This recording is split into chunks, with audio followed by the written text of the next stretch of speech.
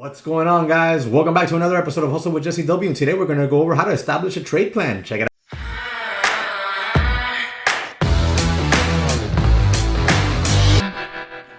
Well, guys, in this video, what I'm going to do is I'm going to go over how I establish a trade plan, okay? This is very simple. A lot of times people just, new traders specifically, they'll just buy a stock because they think it looks cheap. And they have no idea where their sell targets are. They have no idea where they would stop out if they were to exit the trade for a loss. Because we all know stocks do not have to jump back up. They don't have to bounce back up. When a stock decides to dip, it's inevitable. It can just dip to zero if it wants. We know this to be true. All we got to do is go look at stocks like HMNY. So like we understand and we know that a trade plan as a trader is absolutely essential. It's an essential part of how we trade. A trade plan will establish our entry, our potential exits for profit, and most importantly, in my opinion, our stop loss area. Because when we go into a trade, at least me personally and most of the successful traders I know, they're not so much concerned in how much they're going to make. Their concern, my concern specifically, is if I enter a trade, how much can I lose here? How much would I lose if this trade goes against me? How much would I lose in a flash crash on this trade? That's what I concern myself with. Everything else will line up as it goes. So I specifically look, where's my entry? Where's my stop loss? Okay? And where are my profit targets? What are my profit targets? Now, once I know where my stop loss is, where my entry is, and where my profit targets are, I'll know whether or not this trade is worth me taking. I'll know whether or not it's a 1-to-1 risk-reward ratio, which I generally won't like to take. Whether it's a 2-to-1, a 3-to-1, or even better, 4 or 5-to-1. Those do come up. You've seen me take them in my trades here on my channel. You just got to go look through my recaps. So those are the things that I personally look for before I jump into the trade. Now, once I establish those, I will get ready to click the buy button or put out a bid. I'll mark it in or I'll bid in. It all depends on what's going on, right? Now, what I'm going to do is I'm going to show you step by step how I establish a trade plan on a stock. All right, guys, so I'm going to show you exactly how I establish a trade plan using a stock that right now has not done the move, but it's perfect for my trade plan, right? Okay, so CLXT right here has made a big move from 366 all the way up to a high day, 362 low day to a high day of 514. That's a big move, okay? It even got halted here, gapped up higher and pushed. This is a solid move right here. This would have been a nice kind of like, it's not really a pullback, I'd say, but kind of like a nice little area to get long in front of this VWAP maybe, but I probably would have waited. However, now here's where I like it. Now, I'm not going to take this trade here because I'm already green on the day, and I'm not looking to push myself today because small caps haven't been the greatest in the last 2 days, and I don't have a lot of confidence in them. However, this setup right here that I'm about to show you is what I would consider personally an A-plus setup, okay? And normally, in a hot market, this would be an A-plus, and I would take it.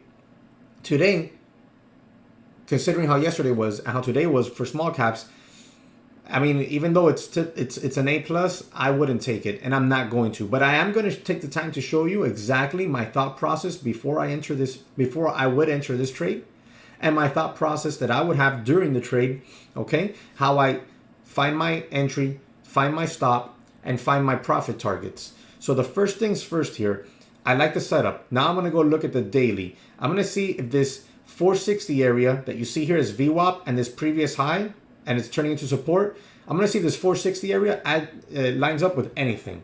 So I already have this line previously drawn.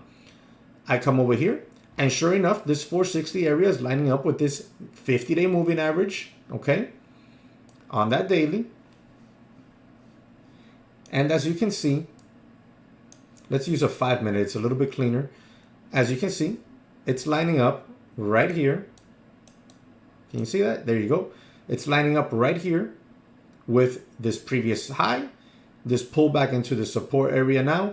So now we have a previous high and we have a 50-day moving average.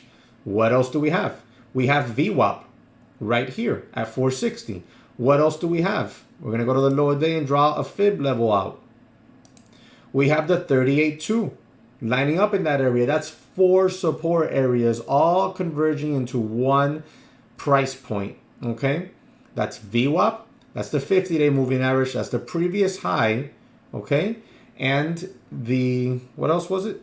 The 90 MA area that's right here. Okay, so you have all of that lining up together right now. So it's looking really, really well. It's looking really good. Solid play. So we say, okay, 460. That is my support area. Therefore, that would be my stop, more or less. I always give a little wiggle room. So where's my entry? Okay, I could easily enter right here on the ask at 467. Or if I want to get a little cute on it, I can put out a bid at 465. Maybe 460. We got a little pull in and I get filled. You know, maybe. So I can go either way, depending how aggressive or conservative I want to be. My stop, where's it going to be? Well, it could be 455. Okay, just underneath. That's where I usually set my stops, just underneath that support area. If I want to be a little bit more aggressive, I would get long here on the ask, and I would set my stop at 450, just to give it some extra wiggle room. Now that I know my risks here can be, you know, what, like 5 to 10 cents? Actually, like 5 to 17 cents, 5 to 18 cents. Let's say a max of 20 cents. Now that I know that my max risk here is 20 cents, I got to figure out what's the dollar amount risk that I'm willing to take on this trade. Oh, I'm only willing to risk $100. Okay, therefore I know my risk is possibly 20 cents max. Then I should not take more than 500 shares. 500 shares, risk 20 cents, $100. Now I know that it could be 105, 110 bucks, maybe 115 bucks. That's fine. We understand that there's always going to be the chance of slippage. So now I know I know where my risk is. I know how many shares I can take on this to risk $100. Now, for me to take this trade, I have to say to myself, well, I have to at least make $200. So it's a 2-to-1 risk reward. Is there a $200 potential here? Well, let's see. We get in at 465. And we take profits up here at $5. So that's easily about 30 cents. So that's going to give us 150 bucks. So that's pretty close. That's pretty close. Okay. Now, if I were to take this trade, I wouldn't take all 500 shares here. I'd probably do 250. And then on the break over this pivot of 475 with volume, I would add to my full size position and I would take profits as we go. Now, the reality is that the profit target here would be near high a day. 514 is high a day. So 510 would be my profit target. Okay. 505, 510 is my profit target. So I could easily squeeze out, you know, about 30 to 40 cents out of this stock right here. Potentially. That's my first target. That doesn't mean I'm going to get flat right there, unless I see something that I don't like. But if all the stars align, that means that would be my first take profit. So where do I get my next take profit from? Let's go ahead and pull out the daily. Let's make the screen smaller. Now, we have our daily right here. $5 is that first profit target, you know, 505, 510. High day is 514. The next profit target is going to be, after that, this 540 area right here, this previous top. Now, if we break over that with some strong volume, we could be looking at 590. If we break 590, then, you know, 6 to 650. Well, 590, that's the $6 area. So if we break that area on volume, we could be seeing 650 fairly easily, 670s fairly easily. If it decides to squeeze, we have a lot of volume, biggest volume on the day there, on this daily chart for quite a while. So that's where I would pick my levels. And look, now we're getting a pop. We're getting a pop here, which is, I'm really happy this is happening while we're doing this video. We got a quick little pop over this pivot. Pretty dangerous to add because we're not getting a real nice increase in volume there. So it would be interesting to see, or if this develops while we continue to shoot this video. I would not be too happy adding in this area right now because we're not getting an increase in volume. Now that we know where our potential risk is, our potential entry, and our 3 or 4 potential profit targets, how do we do the trade? Well, fairly easy. Let's say I'm in here, so let's use some round numbers. Let's say I'm in here 1,000 shares at 465. I'm going to take some profit off 250 shares, 300 shares off at 505. Let's say I take off 250 shares at 505, 510 area. I have 750 shares left. My next profit target is this 550 area. There, I will take off 500 shares, leaving me with 250 shares. Now, with those 250 shares, I'm writing extremely free money right there, house money. I'm looking to see if I can take from those 250, me personally, I would take off 125 shares at $6, and I would hold on to that last little piece of 125 shares, looking to see if we can get a squeeze to 650, and I'd be flat by then. That would be how I would trade this plan right here. And if it worked out, you would bank. So I would risk $100 here for this shot at making, golly, easily $500, $600, $700. So that's a real good trade plan. That is how you establish a trade plan. If the plan works out, great, you just banked. If the plan doesn't work out, then well, you either made a little profit because maybe you took some profit off on the pop and then it failed, you stopped out, or you lose $100. It's that simple.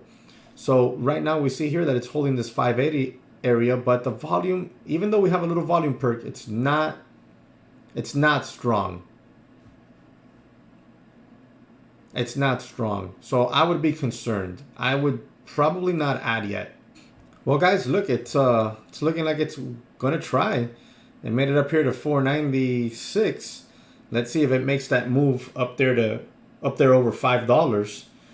Doesn't look like there's any big sellers in the $5 area on the level 2. So it could make the move if it can get some buying volume in. As you can tell, no open position for me. I'm not in that. It was a very clean setup, but like I said, it was a very clean setup, but I did not have trust in it. There it is back in the 490s. Damn, I wish I would have taken it. It's looking like it wants it. Here it comes. Let's see that $5 print. $5 printing. 505, there it goes. Right to my sell target. Right to my sell target. 505, 510 area was my sell target for the first sell. Well, I mean, as you can see, it's very light volume. It could still continue to go up, but it's just amazing that it made the move. And it made it on such light volume, but there's that 100K candle more or less that I wanted on volume right here on that push, but like I would have preferred that down here on that break over 475. Has potential. It definitely has potential, unless it double tops up here and then just takes it all back. But this is why I always sell some right there on that first move. Then I move my stop up to break even basically on the rest. That way, no matter what, I leave the trade green. But this is a video just on how I establish a trade plan. It's very, very simple. And I hope you enjoyed it. Let me know how you establish a trade plan, what kind of strategy you use. Drop it in the comment section below.